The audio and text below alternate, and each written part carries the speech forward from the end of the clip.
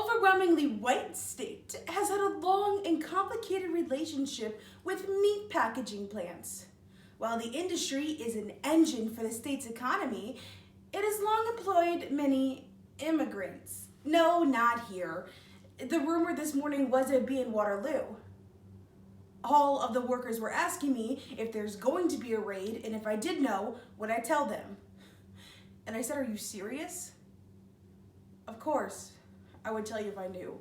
At the wall, U.S.-Mexican border, Texas 2020, standing amongst the dirt and barbed wire, the faces crosses lay across the rusty surface, at the frontera, at the para, stretching from the Pacific to the Gulf, a silent cry for those who walk the scorching suns by day and the below zero temperatures by night, with only a gallon of water and a prayer in their pocket, hoping both will last. Workers were confused as to why so many of their colleagues were getting sick and missing work. Supervisors told them it was just the flu. Some said or warned them not to talk about the virus at work. Let me go check on my 9 o'clock break. Okay, that's fine, they said. So at my 9 o'clock break, I went into the office and I looked on Google. A news article said that Immigration and Custom Enforcement agents had rented out the Cattle Congress grounds, but it didn't say anything about a raid.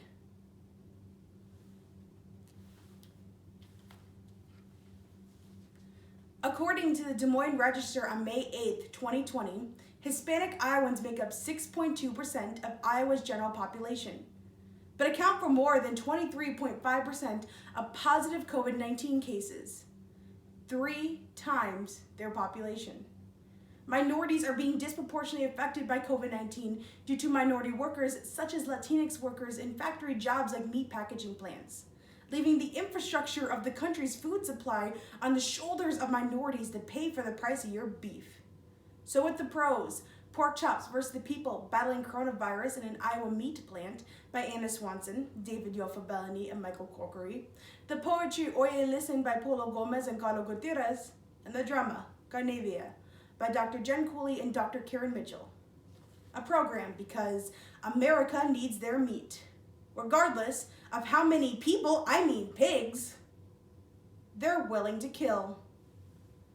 At the shore, Tabasco 1519, La Leyenda de la Pared, the legend of the wall, story of those who arrived wearing silver skin and enslaved the Aboriginals and those brought on cargo ships, and created a system where the deeper the melanin, the deeper the slashes. Tyson's began winding down operations on April 20th, but the plant did not fully close down until April 22nd, after the company had processed its remaining hog carcasses in its cooler. After the plant fully shut down, the company invited workers back for coronavirus testing. But this process may have infected more workers. No, there's no problem, I just checked. Now, let me go check in the packaging room. So I went to look, but I couldn't see anything going on. All I saw was a worker hanging up his white work coat and taking off his work boots.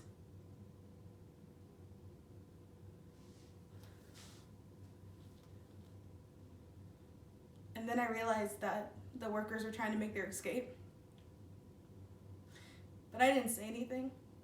No, I didn't say a word, because if they're going to get out, I just hope they get out in time. False borders created the Treaty of Igalo, constructed a wall to separate us from them.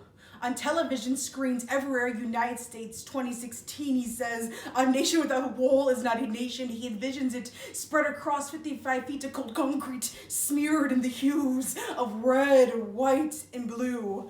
But the plant did not stay closed for long. As meat shortages hit grocery stores and fast food restaurants across the nation, political pressure built to get the dozens of plants that shut down due to virus outbreaks up and running again. An executive order from President Trump declared the country's meat supply critical infrastructure and shielded companies from certain liabilities. So I went back to the area I worked with, and I told the woman who boils the liver to take off your robe and get out of those boots, because you can't run in them.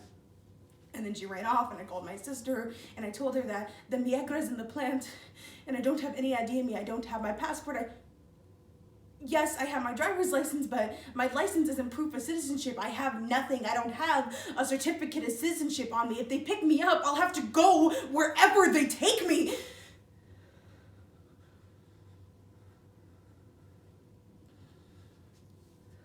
So I grabbed my wallet, which had my license in it, and I was getting ready to leave when the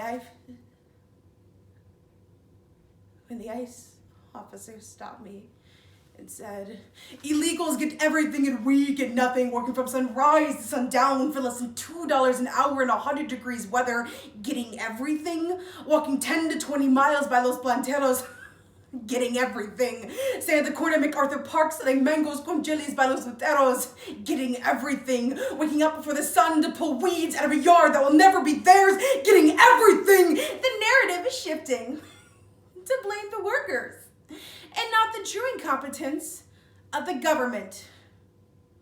And not just the governor, but the leaders here at Tyson's. It was their job to protect their workers. But because of the population in these industries, I think there's a disregard for their communities. Legal residents to the right, citizens to the left. Those without proof of status, stay seated. I just sat because I couldn't prove anything. Please let me call my husband to bring my passport. I'm here legally.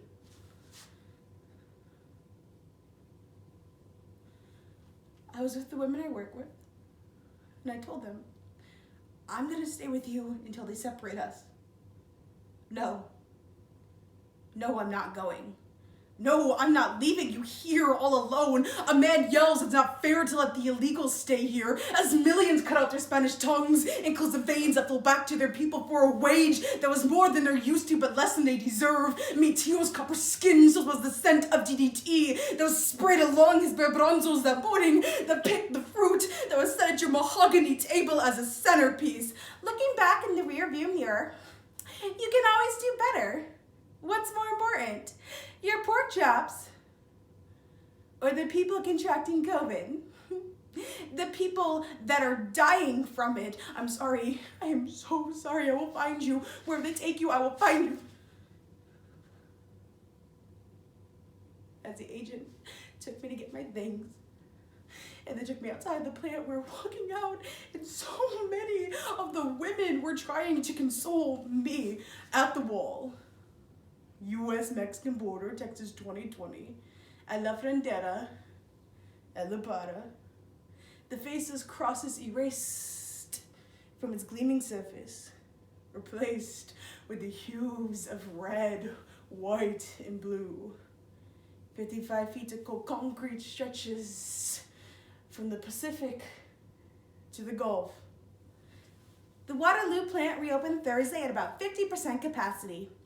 But ramping up could take weeks as workers return from quarantine. History will be the judge eventually. But just know that we have attempted very hard, our entire team, our entire organization, from the chairman of the board on down, to do the right thing.